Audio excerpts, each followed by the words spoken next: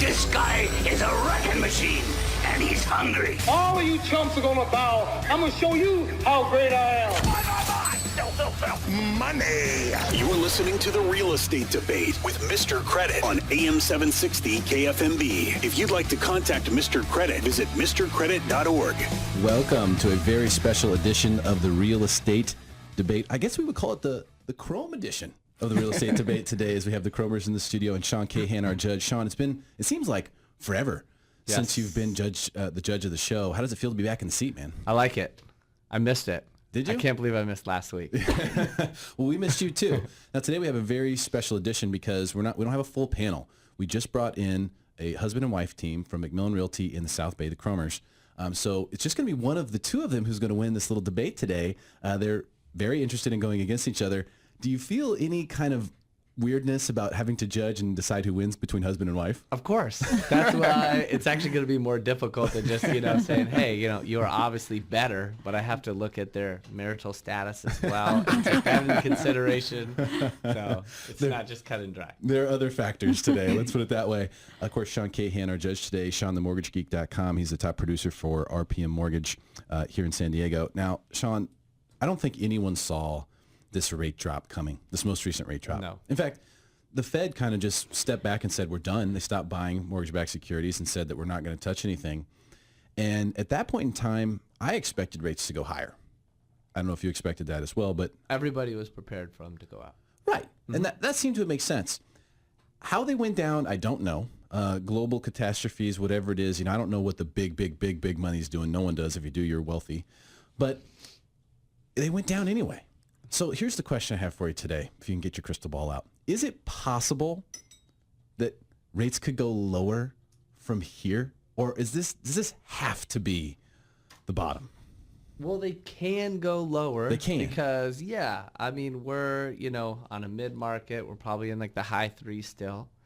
Back a little bit more, a little bit less than a year and a half ago, let's say. That's when they really came down to like 3.25% for FHA, paying all closing costs, compared to a conventional mortgages, 30-year mortgages, even on a conventional product, even got down to 3%. The 10 years at 1.35. Right now it's hovering about 1.8. Got down below 1.75, which my prediction said it would not get below 1.75. And it did get down to like 1.74. But then it came back up. So I don't think that without the help of the government, we would actually go lower. But, hey, who knows? I didn't expect this to come. Yeah, I think that's what a lot of people are trying to look at right now, is, well, gosh, if rates can come down when everyone thinks they're going to go up, what's to say they can't come down even further from here? I just don't personally see any kind of trigger for that. Yeah, we would need a 9/11 or, we would need a catastrophic event, I think, for rates to go lower from here. But obviously a lot of people still able to save money. How many people are refining and save money right now? Almost everybody. The average actual appraisal went from 4 days, and now we just got our statistics, and they're at 7 to 8 days with no rush requests. So like appraisers are just not taking rush requests. They're just not buying it into the market just because they're just physically not enough hours of the day. Right. So a lot of people are saving money even at these levels, coming off of the 4s back down into the 3s. Mm-hmm. I think there's a huge opportunity here because we also have mortgage insurance that's gone down, right? That is correct. Yeah, about a 40% savings on the FHA side. So even if you have relatively the same rate or even 0.25% lower, you could save yourself a ton of money by simply refinancing into a new FHA loan. Are a lot of people doing the Streamline FHAs right now too? Yeah, FHA Streamlines are like going bananas. They really are. Every single person's wanting to, refinance and streamline into the 0.8 or 0.85 factor rate on the EMI, which is a great savings. But at the same time, always remember it's 6 months of payments, not 6 months from your note date. It's 6 months of actual payments or 210 days, whichever is longer before you're able to do it. So you can be prepared, you can send in all of your documentation, get really excited about it, and then have to wait. So just make sure that you're working with a loan officer or branch manager that does know the timing of it. Okay, so you need to have 6 payments made on your FHA loan in order to be able to do the quick refi. Correct, yeah. FHA Connection will not issue a new case number until you've reached that. Okay, well, let's try to get people, save some people some money today. What phone number can people call you to refinance? 619-519-3780. Okay, great stuff. That's Sean the Mortgage Geek from RPM Mortgage and SeanTheMortgageGeek.com. You're going to be co-hosting today, which is really cool about this setup. So you'll hear more from him today. Let's introduce our contestants. Husband and wife, as we've alluded to before, Yvonne Cromer is here from McMillan Realty. How you doing? Good. Now, we've had you on the show before, but you've never been on the debate. Now, today it's less of a normal debate because it's just you and your husband. But this is the type of debate I imagine you guys have had before. Never. Never once? We waited to come here to debate. You saved it for us. She's just making us up. Fantastic. We have debates on everything. Well, this is going to be very interesting today. It's great to have you, and Robert, welcome as well. Well, thank you very much. Yeah. Good to be So, on. yeah, it's great to have you guys. Last time we were on, we were talking about South Bay, Millennia Project, all that stuff that was going on. Did I hear? Is it done now? Did McMillan sell the project? Is that official, or we're not sure yet? I think it's official. So it's been told to us that they were. They entitled the land, and then they have sold the project since then. I think it was to their partner. So it's Okay. the same. It's the same ownership. Okay. They still are going to be involved on some sort in a consulting way. We're not exactly sure. But Okay. Yeah. Well, I tell you, that looks like, how many homes is it again down there? It's like 6,000 homes that are being built. It should be. It's 3,000 over a 20+ year project. Yeah. So That's the project's still going to be completed. It's still business as usual. They just Probably the same designs, everything like that. But they're going to have different builders doing it. Doing the So work. they could potentially tweak stuff. Man, so much going on down the south. But it all Bay. it all had to go through the city, so the city's not going to let them change it too much. Yeah, I imagine so. All right, you guys ready to start the debate? We're ready. Okay, we're starting with rapid fire. Let's go around the table for rapid fire. I'm gonna give you to the count of 10 to get your ugly, yellow, no good keister off my property before I pump your guts full of lead. Keep it short and keep it on point. 1, 2, 10. Keep the change, you filthy animal. Big shout out to Bobby Woolridge who put that stuff together for us. Okay, today's rapid fire topic is mistakes first-time home buyers make, specifically in this market. Yvonne, we'll start with you. first one is they put the cart before the horse, or literally speaking, they put the car before the house. So big mistake we see with the first-time home buyers. They're reaching that level of maturity where they can finance things on their own, and they buy big ticket items like a car. That greatly reduces the amount that they can qualify for and their spending power. I know that approximately for every $10,000 in mortgage debt, that's $50. So on a $300 car payment, that's $60,000 less they can qualify for in a home. Okay, So- so people are buying big ticket items before they buy the house, and it's hurting them from a qualification standpoint. They can. Sean, that's something that probably happens a lot. I mean, hopefully not in escrow, but are you seeing a lot of people with car payments that are keeping them from qualifying? Yes, I mean, we do see it on a regular basis that people have a lot of car loans or co-signing for other people just because the car loans are down at the 0% or 1%, so everyone thinks that they need to go out and buy a car, and then they forget how much of that payment is exactly related to mortgage. How does the co-signing work? I mean, if you co-sign, can you prove that and then not have that count against you? As long as the person that's co-signing with you is actually on the note of the car and you provide payments directly from that other individual's account to the servicer of the mortgage or the car note, then you can actually omit the payment. But they both have to be on there. Okay, all right, great one. That's a really good one, Yvonne. Robert. I would say that the biggest mistake that buyers make is not having a plan in place. So I kind of see it as a 4-point plan, and basically it's about the 4 C's. It's about choosing the right agent. So I think that they need to meet with the right person, because I've seen people out there that go and connect with an agent that maybe doesn't have the experience in that area or just doesn't have experience in general, and they can't get their offers accepted. They're not known in that area to have that kind of rapport with other agents. So I think that's very important. The other C is choosing the right lender. So you could start with a lender first, that's possible, but what happens sometimes is people will come to the agent first, and that agent will have good lenders that they can send them to, people that they trust, or obviously they wouldn't refer them to someone, or they wouldn't close the loan. So Is it better for someone to start with the lending aspect? it's possible, but what you see happen sometimes is that people are walking into open house. So that's how we're catching people.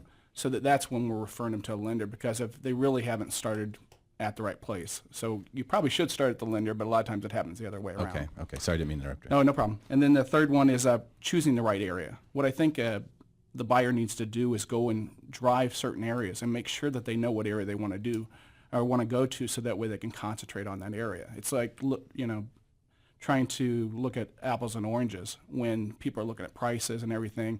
And if they choose the area and decide, whether it's trying to be around a certain school area or a certain location that works for their work, then that can help the agent find them the right house in there. And then your fourth one is just, go ahead, I'm sorry. That's okay. So are you saying that it's better to choose the area before you start looking at the houses? In other words, if you start looking at houses in, South Bay, and then you're also looking at La Mesa, and you're also looking in some other place that's similarly price pointed, that's a mistake to make, because at that point you really have a hard time making an even comparison? We can help them with that process. Is what we can do is try to set up areas where you do one day, so that way they have a comparison. They're going into 3 or 4 houses in that area, and then do a different one. But when you're jumping around from one area to another, it's kind of hard to get that feel, where I think it's easy for them after they've drove around or decided where they want to live, that it's going to help the whole process better and help them choose the right house, which leads me to the fourth C, which is choosing the right home.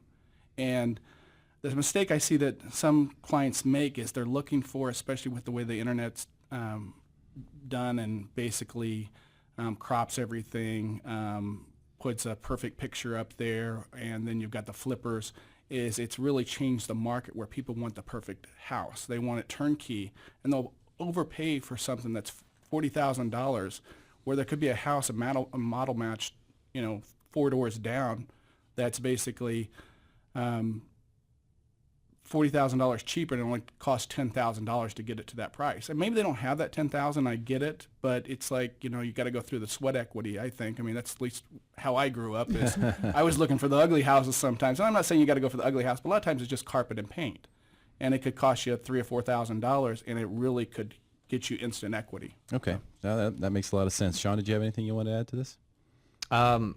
No, I mean, I agree with that. I mean, the 203K is kind of making its little way back, right?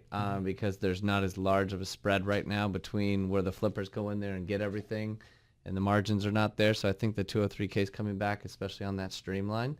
I mean, even when I was a first-time home buyer, exactly choosing the area, I bought my first house, and it was a disaster. I hated the area and I couldn't wait to get out of it. So I was a beach kid and bought in Point Loma, and after about 6 months, I did not like that house anymore. So I agree with that. Okay. All right. Well, coming up, it'll be time for Agree or Disagree. You're listening to the Real Estate Debate on AM 760 KFMB. Stick around. Welcome back to the Real Estate Debate with Mr. Credit on AM 760 KFMB. Welcome back. Happy Sunday afternoon to you. Thanks for spending it with us. Mr. Credit here. You're listening to the Real Estate Debate. Sean Cahan is my co-host and judge today from RPM Mortgage and SeanTheMortgageGeek.com. We have Robert and Yvonne Cromer in here from CromerHomes.com and McMillan Realty down in the South Bay. And it's a very special edition of the Real Estate Debate because it is a husband and wife debating each other for the Golden Microphone Trophy today. So it's time for Agree or Disagree. Let's fire it up. Time now for Agree or Disagree. Can't we just settle this over the paint? Agree Yes! Yes! or Disagree. To call you stupid would be an insult to stupid people. Let's get it on! Okay, we'll be starting with Robert this segment. So Robert, tell us whether you agree or disagree with the given statement and then defend your position. Quote, it can be better to keep a home off the MLS in order to sell it most effectively. Agree or disagree? Okay, I'm getting ready to throw everyone off, but I'm going to say that I agree. Really? That it's good to leave it off the market. So, but it depends. So there's people out there that will keep a house off the market on purpose, but it's for their own advantage. So they're trying to double in the deal. We do this as a strategy. So we do it where we take it off so when you sign a listing, like we had a listing appointment last night and we signed a listing, you're supposed to have that house on the market within 48 hours. The problem is when you do that, you can't prepare the house for adequately to market it and sell it for the highest price possible. Gotcha. So this house is coming on the market first week of March, I think March 7th. So they have a lot of work to do. We have to go through, and we do a lot of staging. So we go through, and we'll basically point out every thing where rooms may have too much furniture in it. We'll say, hey, put this in the garage, put this in the garage. We'll take blue tape and we'll blue tape the house, basically saying, or hate to say it, but like maybe their style isn't the style that is for the masses. And we're trying to appeal to the masses because you want multiple offers, you want multiple people to come through. So that's the first step. And then the second step is you've got to prepare the marketing. So we, with our company, and Yvonne and I, we both will have a professional photographer come out. So instead of seeing those junky photos where someone went with their iPhone and was taking it and putting it on the MLS, we'll have someone come out and we'll have the house staged in advance, and it looks picture perfect. It looks like a model. The third one is we do marketing. So I'll put out marketing where if I have enough time, I'll send out postcards, and I'll send it around to 100 or 200, at least 200 on postcards around that area, and we're inviting them to the first open house. And we do that because you want to group offers. You want everybody to come through the door at one time. So that way you don't end up with an offer one week and an offer another week, and you can't put them together and check the multiple offer box. So we do that on purpose. So it's not because we're trying to double in something. We send it out, we blow it out. Yvonne does a ton of internet marketing for us as a team, and we get as many people through the door at one time, so that way it raises the value of the house. Okay, very interesting. And it was an unexpected answer, as he actually agreed that it can be better to keep a home off the MLS in order to sell it most effectively. Yvonne, do you agree or disagree? I disagree, and with his agree, it was almost like filing for divorce. He was away from him. I was going to be really upset. You think you know a guy, 18 years, and I was smack him over the head. So his answer absolutely made sense, and it is our strategy. We don't keep it off indefinitely, but we do keep it off to prepare the home and work with our sellers. So my other point with the disagree is the definition of an MLS, according to Realtor.com and according to us agent, is that MLS is a private offer of cooperation and compensation. So to agents, it's like a posting on Monster.com. It is an offer of employment. So you want to get, that's a ton of exposure. The MLS is an agent's number one tool in our toolbox. Even agents that are keeping houses off the market for their own gain still look at the MLS for their buyers. I mean, they're still using that as a tool. And with the amount of exposure now, with the syndication the MLS does, you're reaching a global market. Yeah. I look at our analytics for our website, and besides the U.S., we're getting buyers from Brazil, from Mexico, from Russia. So that's what it does when you put a house on the MLS. You're marketing and getting that exposure everywhere in the world. And everywhere that the MLS syndicates itself, which is other major websites as well, driving a lot of real estate traffic. This is really interesting, Sean. I got to tell you, I would have to, with this particular statement, I would have to disagree with this statement. But I think Robert may have convinced me otherwise, because it does make sense at the end of the day to group your offers. And it is hard to get a house prepared. I mean, if you stick it on the MLS with one picture, like with the curb picture, that's not going to be enough for someone to write an offer or even go see it, for that matter. So where do you stand on it? I liked both of their opinions, to be totally honest, and normally I am not an agreeer. But you just disagree with everything? Yeah, I just disagree and say, no, you're wrong. No, I'm just joking. But I thought they actually both made really, really strong points, and I was not expecting Robert's answer, and it was one that I really liked. So it was more of like, I somewhat agree, right, or disagree, because we do essentially put it on the MLS in the future. It's just, do we put it on the market in 48 hours or whatever the contract says? Yeah, and so you have that to live by, right? But you also have to think about, well, I got to get my seller the highest price. Absolutely. I mean, that's the fiduciary duty, and if that means that you have to wait, a week or however long it may take, what's the normal amount of time in order to really turn a house around from the time you get the listing agreement signed to have it actually ready to have pictures taken and go on the MLS? If there's a need for a seller to get it on right away, like in the default market when they were ready to go into foreclosure, we could do it. Right now, I would say 3 weeks to a month. We really work with our sellers to make sure their house is ready. I mean, we want those first showings to look fantastic. We want their pictures to look great. So if they, don't have to get out of town, if they don't have to sell because they're behind on a mortgage payment, 3 weeks to a month is adequate. Yeah, I tell you, if you go and you just look on any website that you can search the MLS, what you'll find is that there aren't a ton of awesome looking properties on there. Mm-hmm. The only conclusion that you can draw from that is that the ones that look awesome are sold. I mean, we have, the inventory issue that we have there's an inventory issue, but there isn't a global huge, drought of inventory, but there is a drought of good inventory. There's a drought of turnkey properties. And that's what everybody wants. They want the turnkey property. They want the house enough to do anything to, right? Because it's already a big deal to sell a house and move into a new one. Am I wrong at all there, Robert? No, and it's funny as there's a joke that people have said to us is, "Oh, you guys get the best listings." I'm like, we help make the best listings. We turn them into the best listings, and that's what you get. Well, and then with that, people wanting that turnkey, I mean, they're so digitally, how do you say, persuaded to want that picture perfect that we make sellers a lot of money getting it picture perfect. We actually really have to talk our buyers into going, have vision, see this ugly house, want it because it's in a great neighborhood. That's a tough sell. It is, but that's a tough sell these days. Those diamonds in the rough are. Well, that's what you get when you work with the Cromers down in South Bay with McMillan Realty, Robert and Yvonne. You can find out more about them at cromerhomes.com. Coming up, hot or not so hot, this week's local market area, Mission Valley. Stick around. We'll make you smarter than everyone else.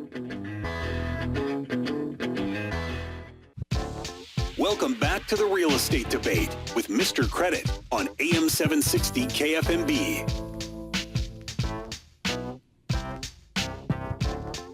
Welcome back, and thank you for hanging out with us on your Sunday afternoon. I really appreciate it. Mr. Credit here. Of course, you can find all of the past real estate debates at therealestatetedebate.com. Our judge today, Sean Cahan, is here from RPM Mortgage and SeanTheMortgageGeek.com. So, Sean, so far, now we just have the Cromers in here today. It's a very special edition of the debate. Just Robert and Yvonne Cromer, and you have to pick a winner between the two of them. Are you leaning? You don't have to tell me. Are you leaning one way or the other? Do you feel like someone's ahead at this point? Or I do. You do. But that's all you're going to get. That's all we're going to get. Okay. You wanted to keep this a secret. So Robert and Yvonne Cromer, as mentioned, are here from McMillan Realty and CromerHomes.com. It is time for Hot or Not So Hot. Time now for Hot or Not So Hot. So hot right now. Let's find out if your neighborhood is heating up. It's hot. Or if your district is on the decline. I am completely miserable, San Diego.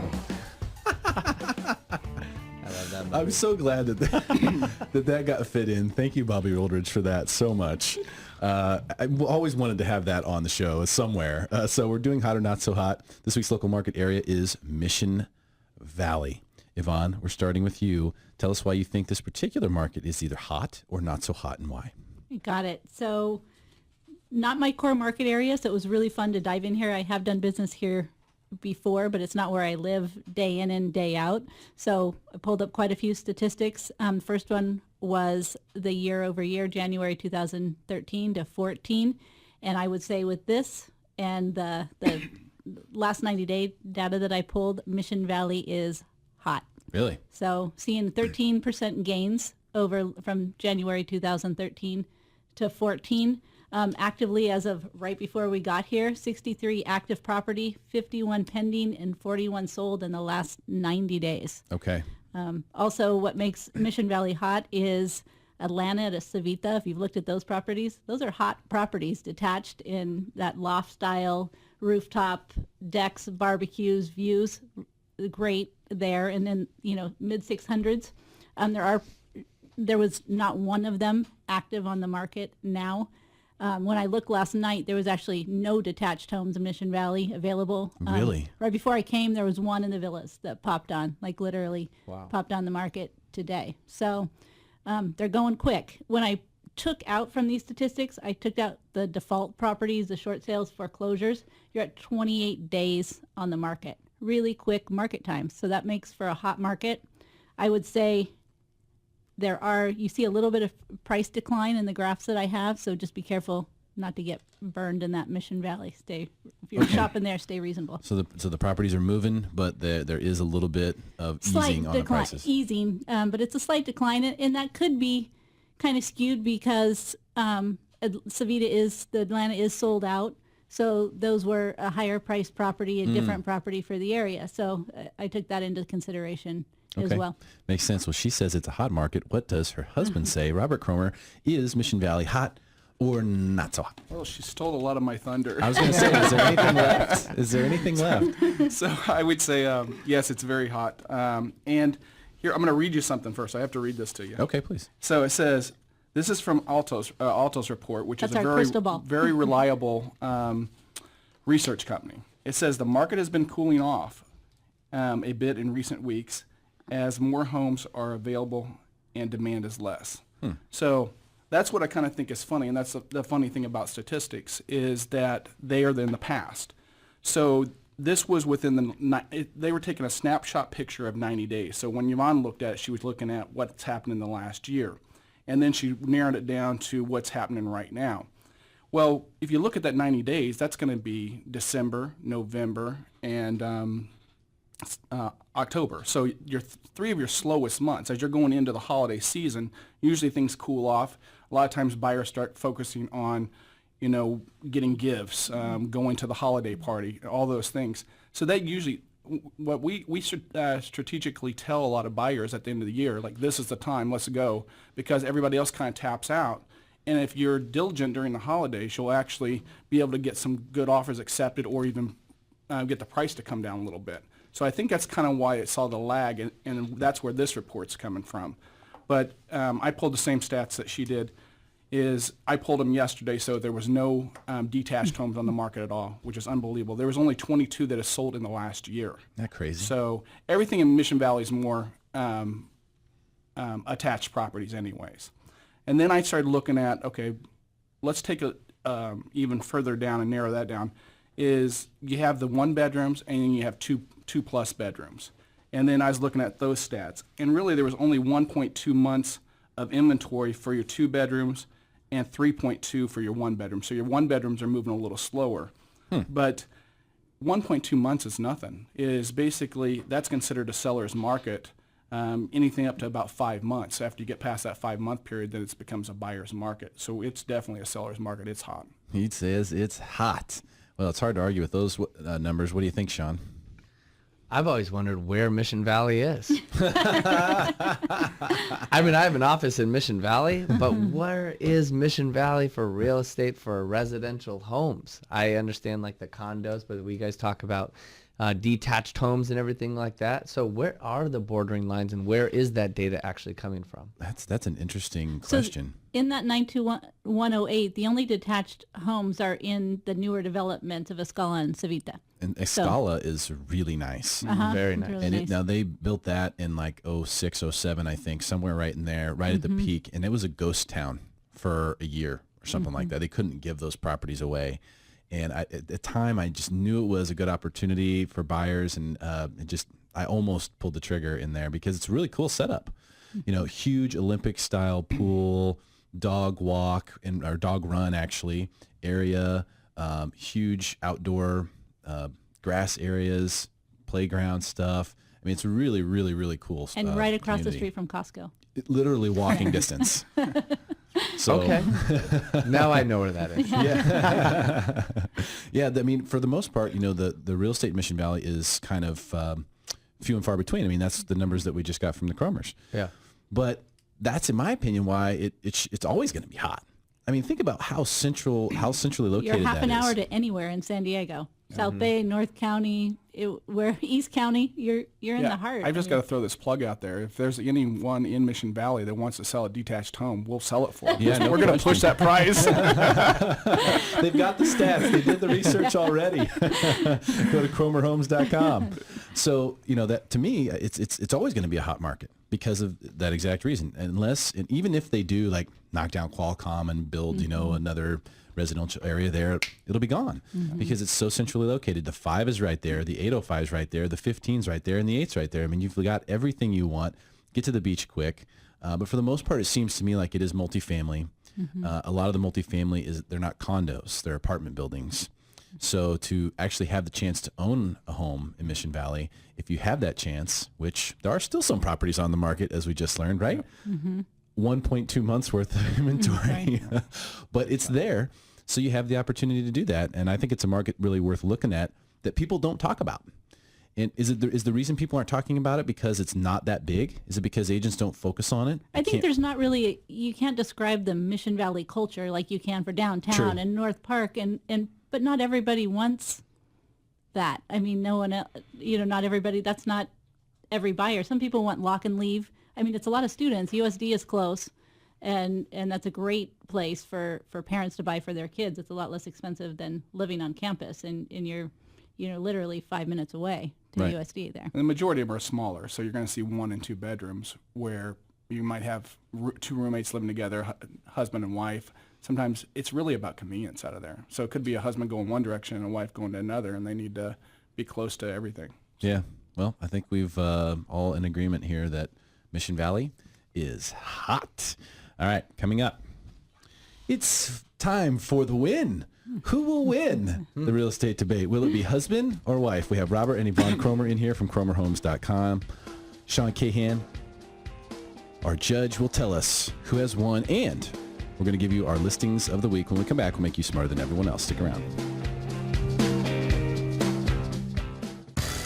Welcome back to the real estate debate with Mr. Credit on AM 760 KFMB.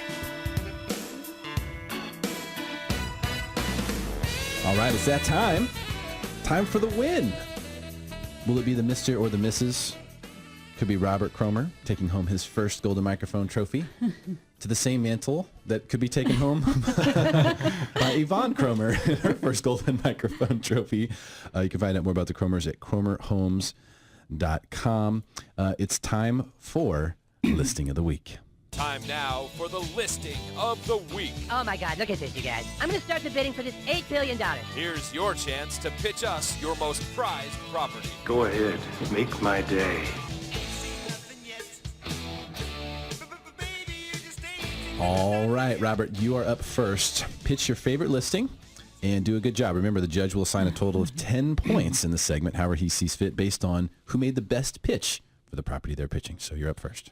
Okay, so the listing I have that I brought today is one of our listings. It's actually a unusual property, and that's why I kind of wanted to go with something a little different than what's normally out there.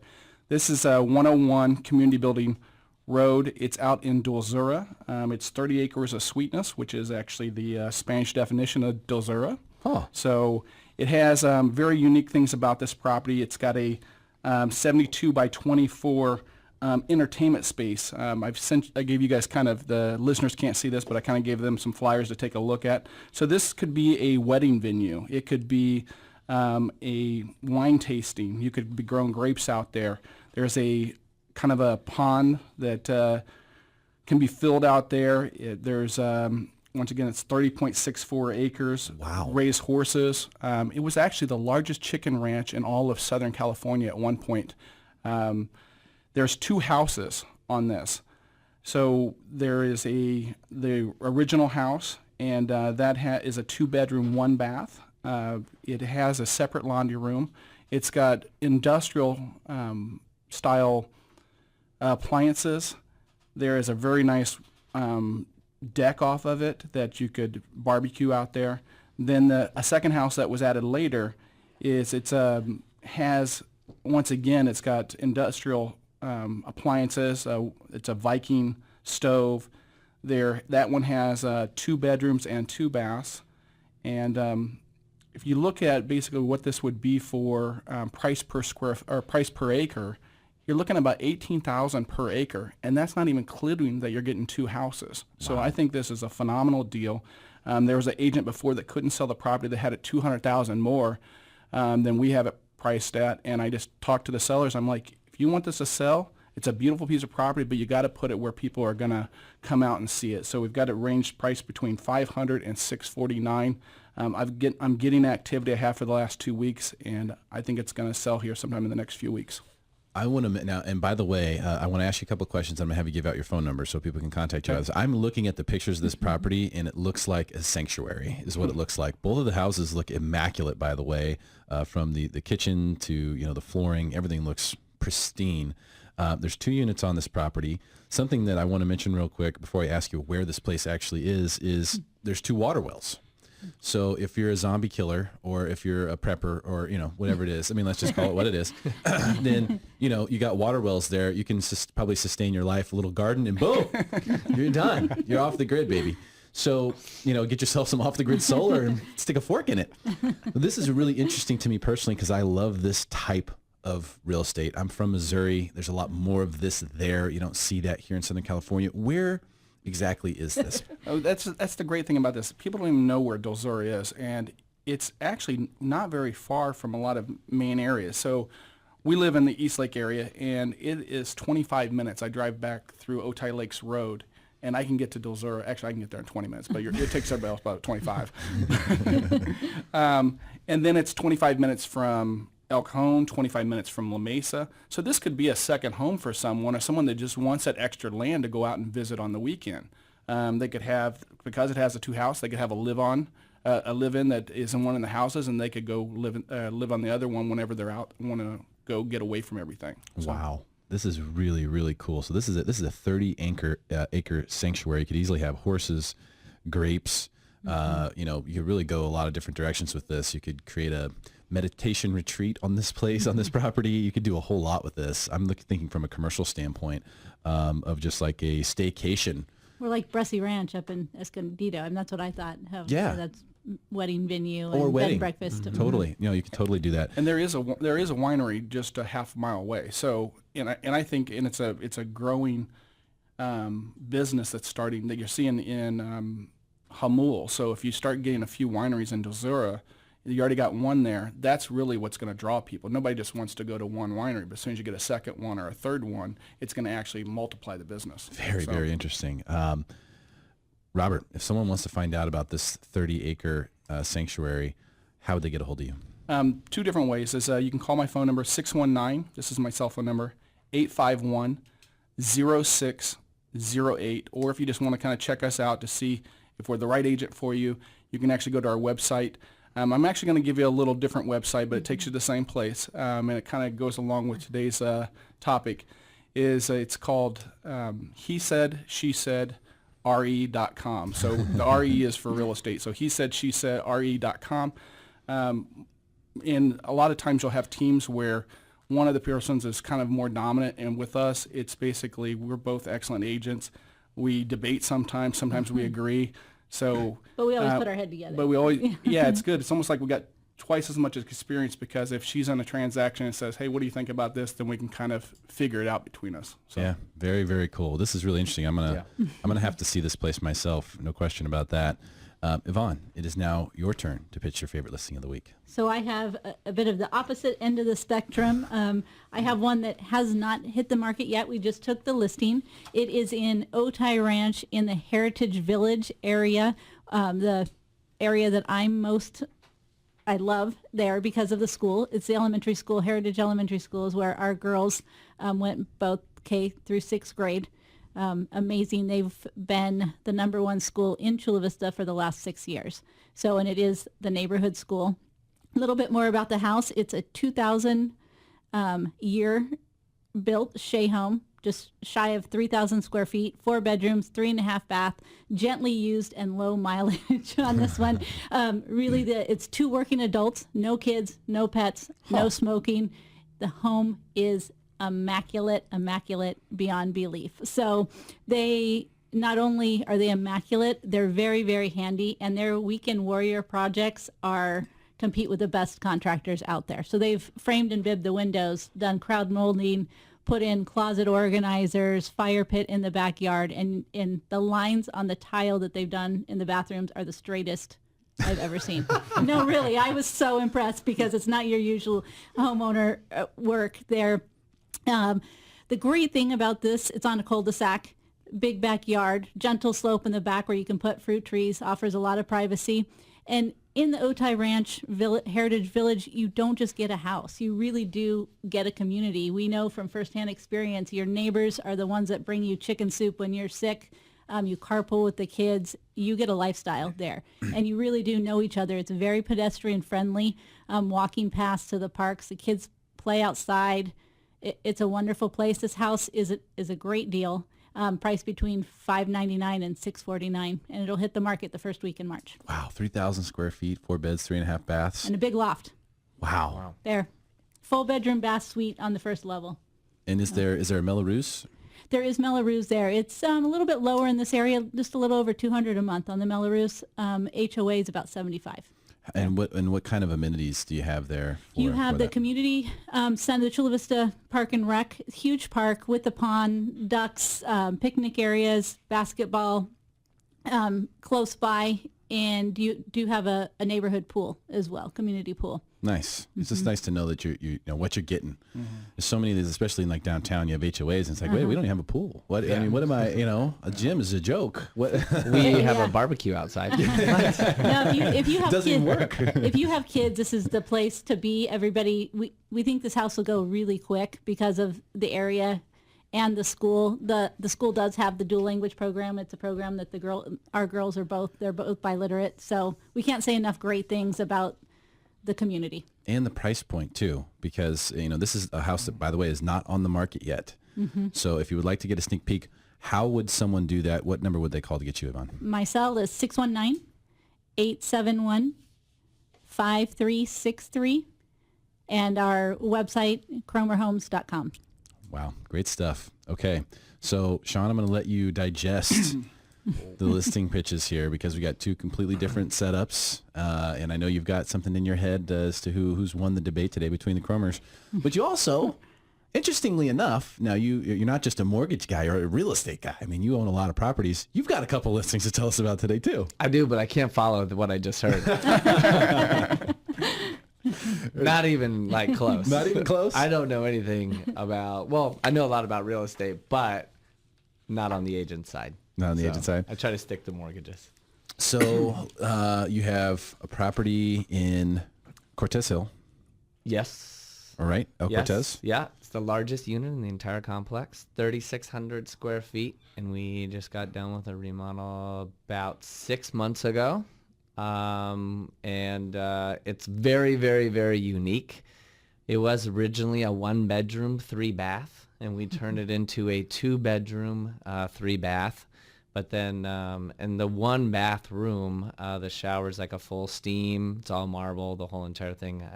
I always say it's like a 12-person shower. It's pretty big. So I've seen pictures of this property. Yeah. It is amazing. Unbelievable. I mean, it looks like you either put a lot into it or something, because this is, when he says unique, he really, really means it. I mean, huge spaces, long rooms, and it's in downtown. And is it at the top floor of the building, or it's the bottom floor? So you have your own floor. private entrance from the street. You got your own actual access to the pool. So nobody uses that pool at the El Cortez except if they're staying in my unit. So it's like your own private. You just walk out your own, area, I would call it. Not really like a patio, but kind of like a large area, and then you have your own private door to the pool that no one else uses. It's always a good place when it's got more bathrooms than it has bedrooms. Yeah, right. Right. That's a convenient It's like place. a mansion, Exactly. It's a luxury home. 29 bathrooms, 14 bedrooms, 18 bathrooms. It's like 20-foot ceilings or something with pillars up through the walls. It's great. Yeah, the ceilings are super high. I mean, it is just seriously amazing. How much do you have it listed for? 1.45. 1.45. And this is on the ground floor, and it's 3,600 square feet? 3,600 square feet. The average other in like downtown area, there's only one other one even close to like the square footage. It's 3,300 square feet. I think that's going for 1.5. And then everything else in that square footage is actually 2 million plus. Wow. So there's only 2 of us down there. So you've got a really good deal. Does that mean you're firm on the price at all? Oh boy. Not $1 less. Not $1 less. I actually want more. No. So you have another one too. that you're selling, right? And this is in the North Park area? North Park area, yeah. Over on Maple Street. Now, you tore that one down to the studs, rebuilt the whole thing, so it's completely redone. Windows, roof, stucco, concrete. We ripped out all the concrete, so it's just pavers, took out all the yard, everything. It's just, except, you know what I did? Forgot. I left in the original wood floors and just had them all redone. Oh, that's a good call. Yeah. How many bedrooms and bathrooms on that one? 3-bedroom, 2-bath, 1,400 square feet. And how much you listing that one for? $729,900. Yeah, it'll go quick. Yeah. Everything flies over there. It's like full-size corner lot on a cul-de-sac. Yeah. So. All right. Really good.